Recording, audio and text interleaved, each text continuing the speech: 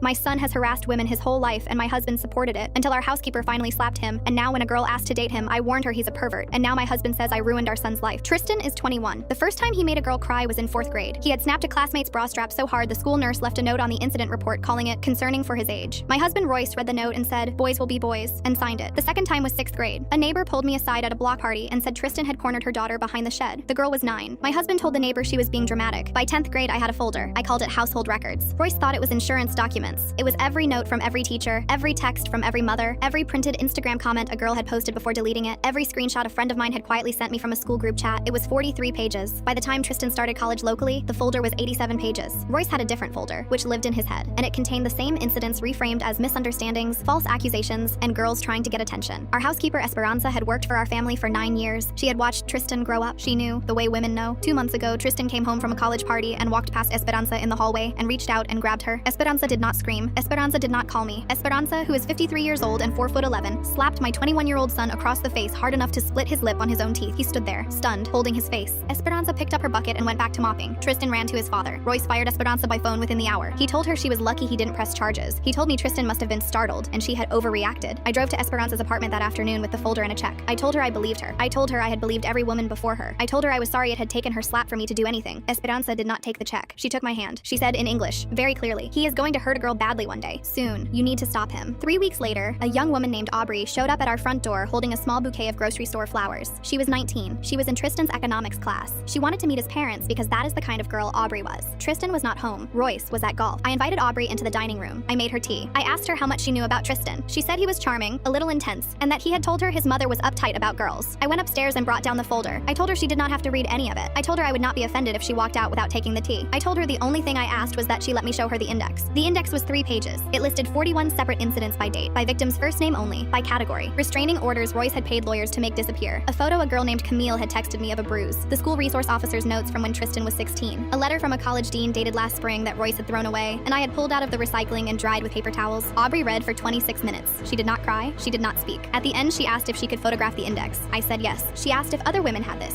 I said no. She asked if I would email her the full folder. I said yes. She left without finishing her tea. Aubrey forwarded that email to her own mother, who forwarded it to a women's advocacy attorney, who forwarded it to 2 of the women named in the index, who forwarded it to 4 more. Within a week, 6 women had spoken to each other for the first time. Within 2 weeks, 3 had filed reports. Within a month, a local journalist had a piece in draft. Royce came home from work the day Aubrey emailed me her thank you note. He had heard from a friend at the club. He stood in the doorway of my office, red in the face, shaking. "You ruined his life." I closed my laptop. I told him our son had been ruining girls' lives since he was 9, and someone in this house was finally going to be honest about it. Esperanza was hired back by Aubrey's mother. She makes more now. Tristan is awaiting trial. Royce sleeps in the guest room.